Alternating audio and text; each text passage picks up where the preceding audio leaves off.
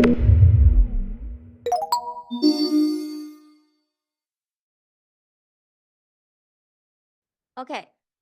let's start it.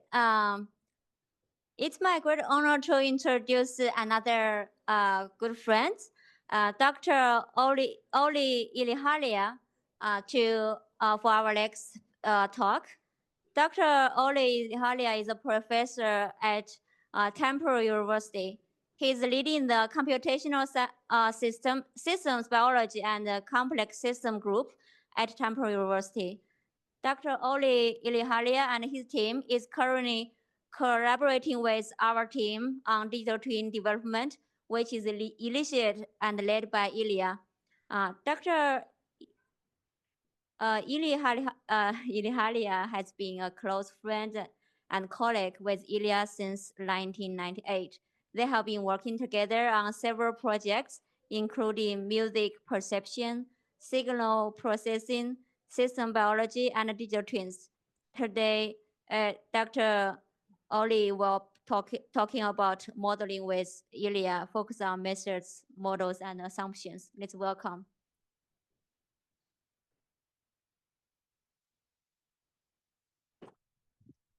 Thank you. Everybody can hear me. How do?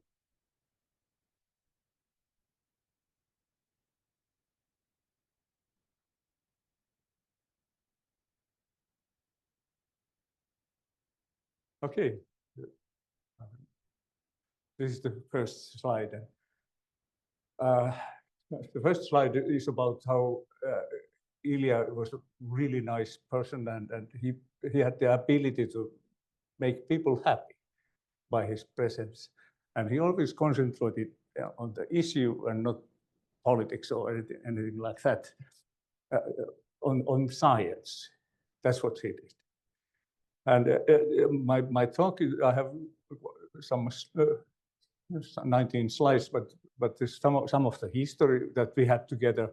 And then I try to make a point of modeling and methods in the end.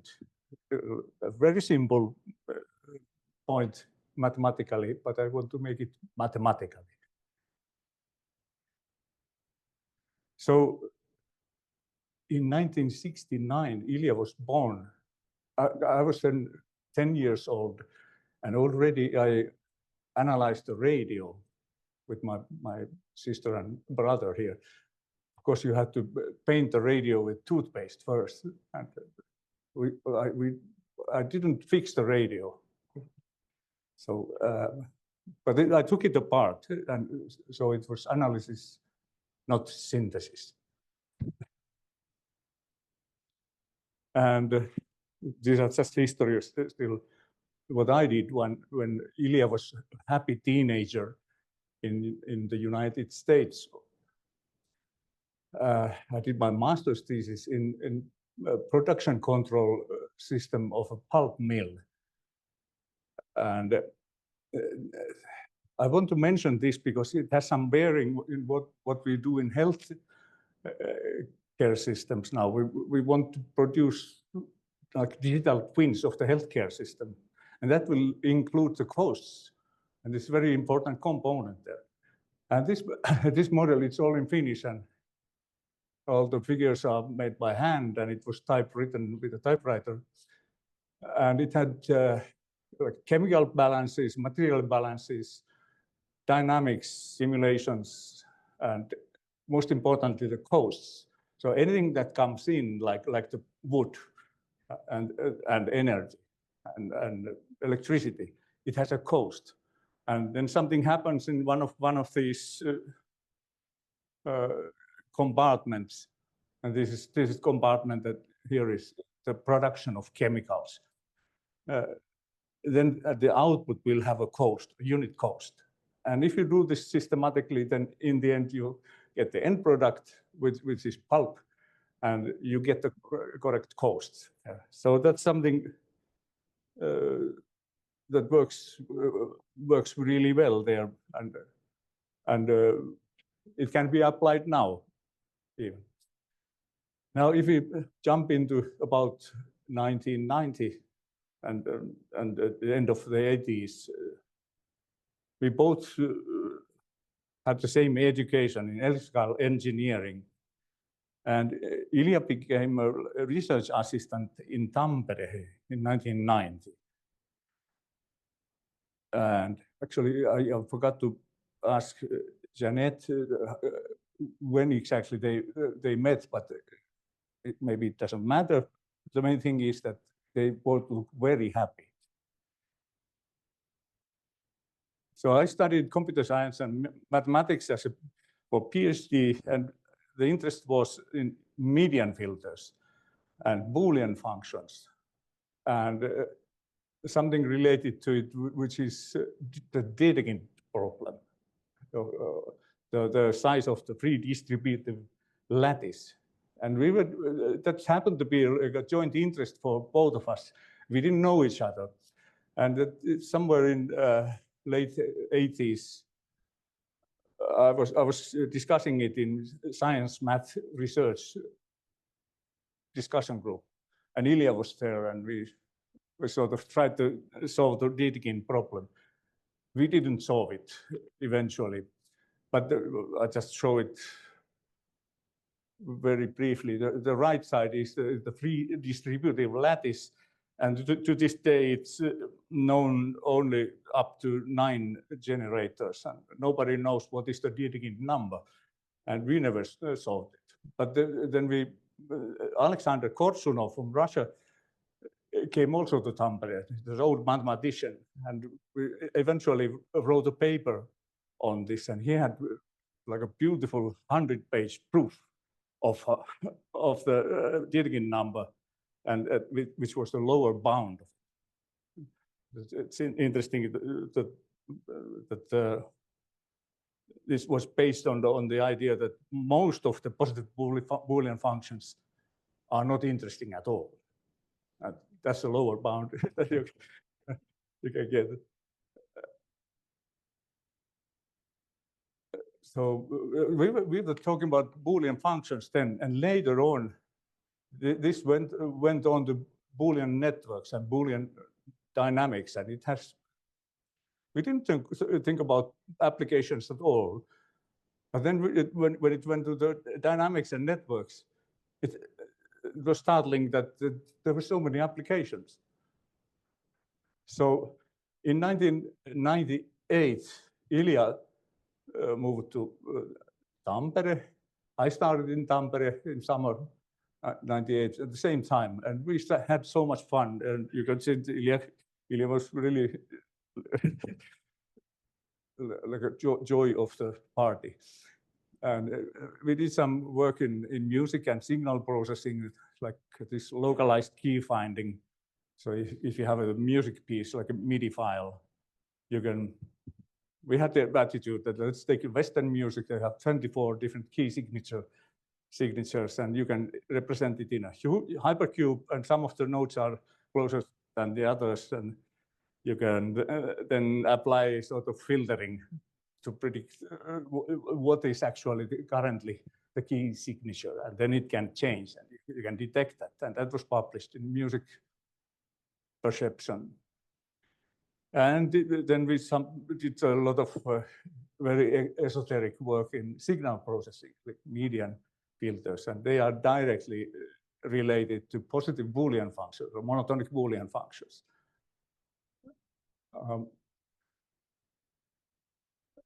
Well, you can see the overnight change in Ilya's appearance from the previous picture, and immediately when Ed Dougherty from College Station University in Texas, he came to Tampere, and he spent a lot of days with us and talking about microarrays and the expression data and systems biology.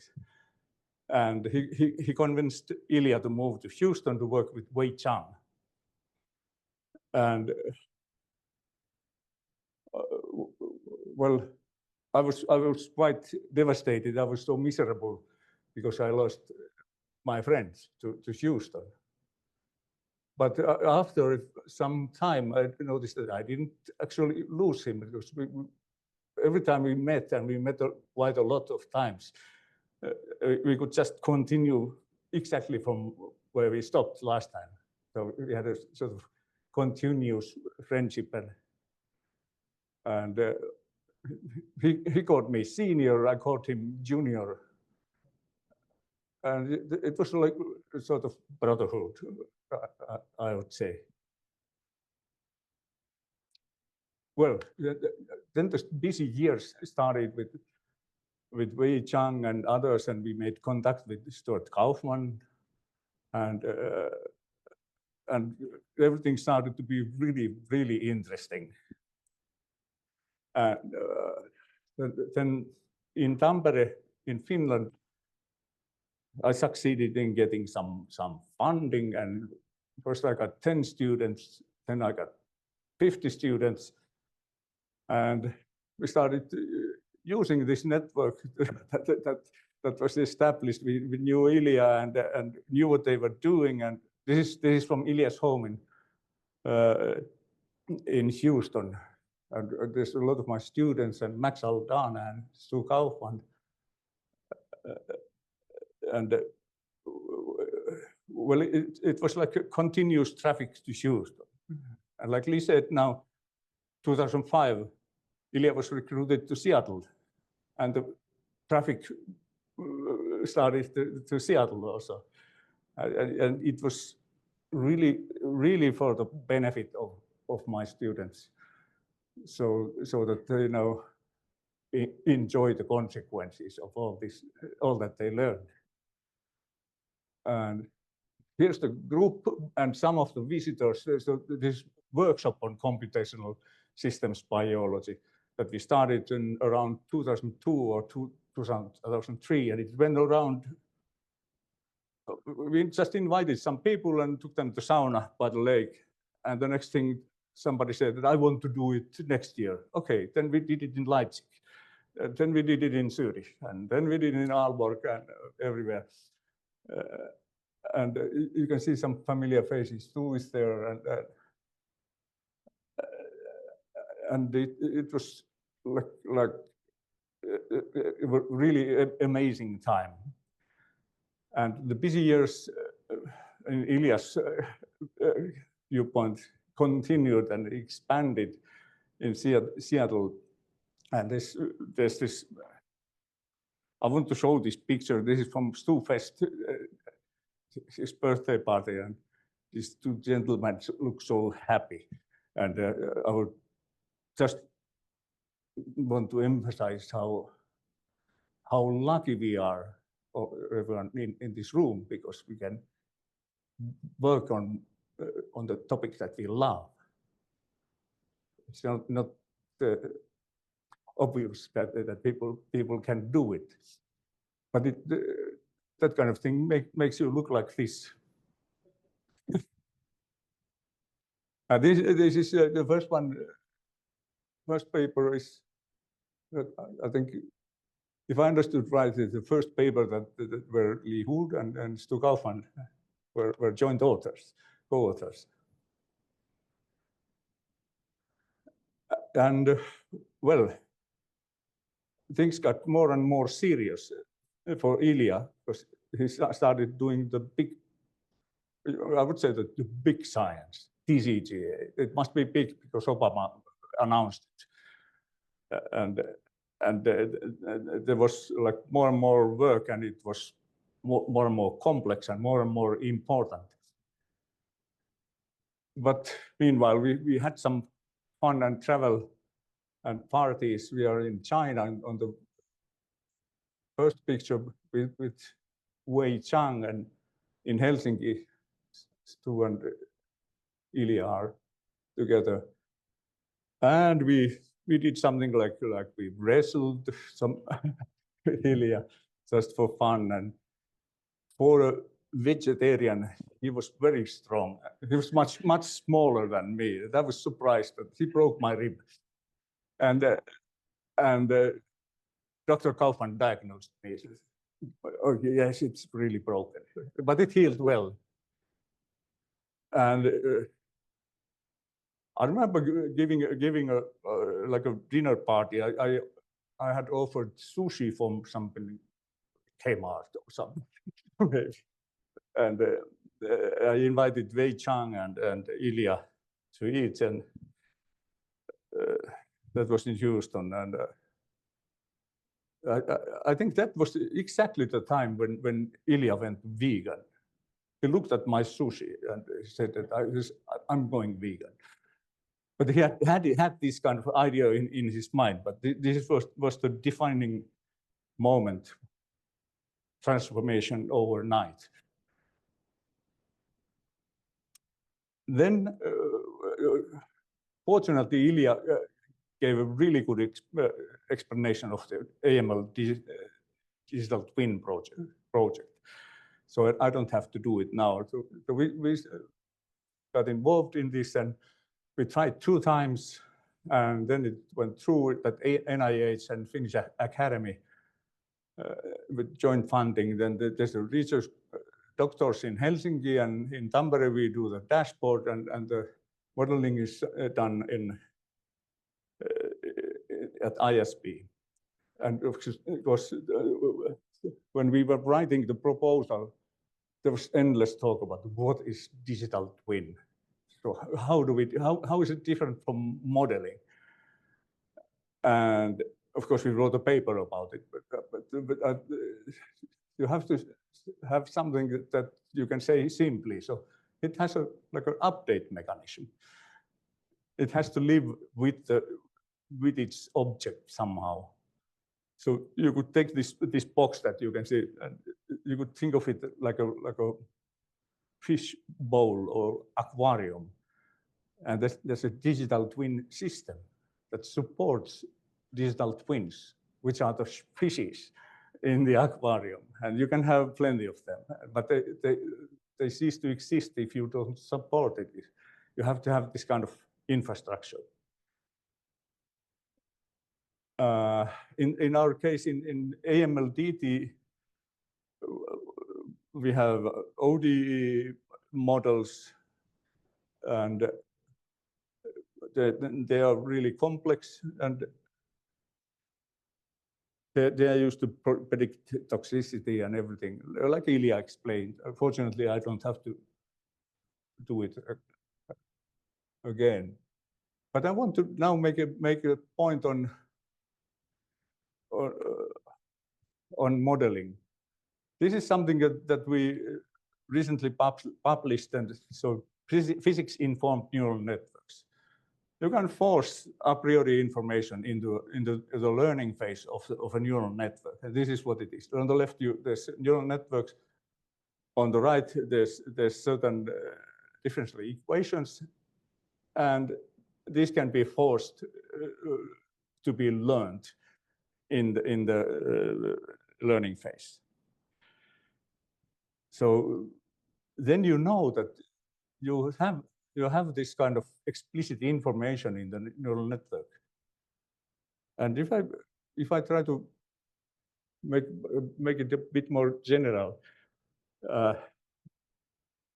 if you have data, it's good to know how the data was, where it came from. If you have a camera, you take a picture, you need to know how is the optics doing, and how is it smearing the image, and what is the noise, and so on. If you know that, then you can devise methods based on that model, if you have that model in a mathematical form. So you have to have a model of the data. Then you can devise efficient and or optimal algorithms for dealing with the data. Now, if you just take any method, you should be aware that it always makes assumptions. Like if you build an efficient, optimal algorithm, it's based on a model. So it assumes that the data obeys the model. So, there's a restriction that you must have, must understand. And when Ilya mentioned in the video that the patient will have to, we want the patient to participate in the decision making. And the patient has the right to ask why. Why is the prediction like this? And if it's just a neural network, nobody can directly say.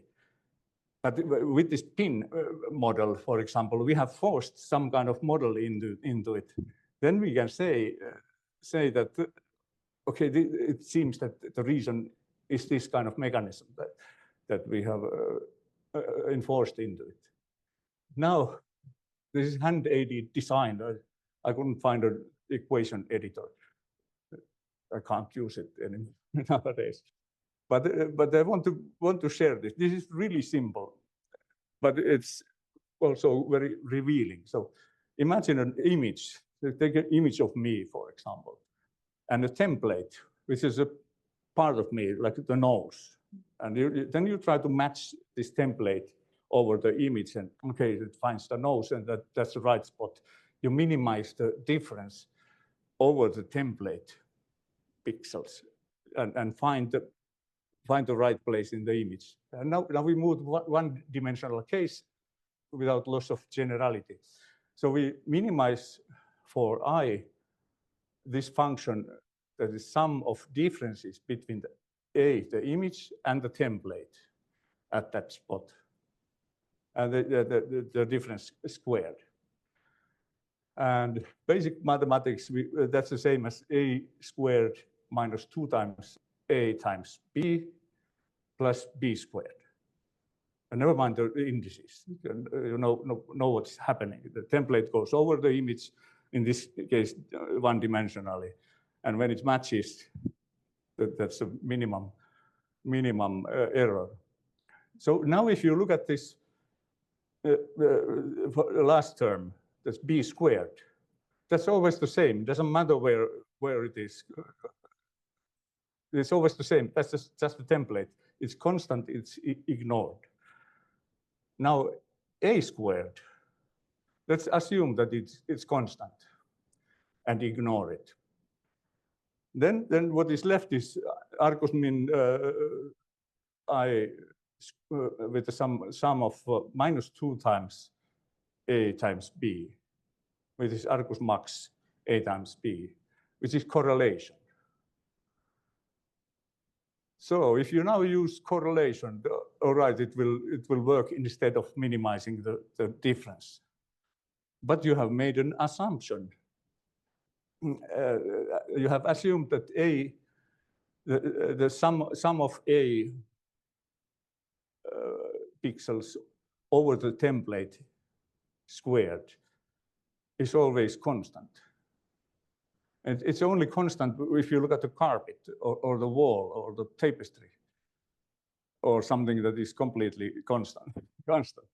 So what are we then doing? We are trying to match the nose image into something where there's no noses. There's just a stochastic process that is stationary. So it's really dangerous to do use a method without knowing what it assumes. And correlation sounds like yes, it must be safe. It was taught to me in the early age already. But then I think this example, it's so simple and revealing. I just wanted to show it. So you don't want to look for something somewhere where nothing interesting appears.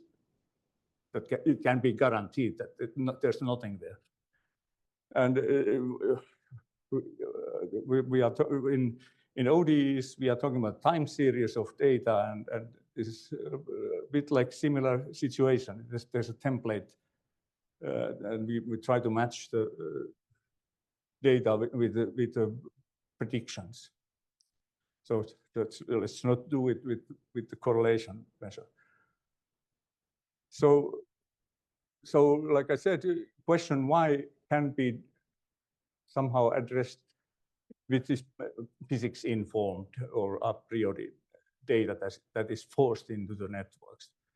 There may be other methods. There surely are other methods. I can think of, for example, if you have regenerative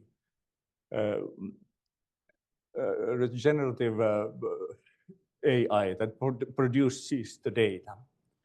We can model the data with models of our best, like our best guess of a model.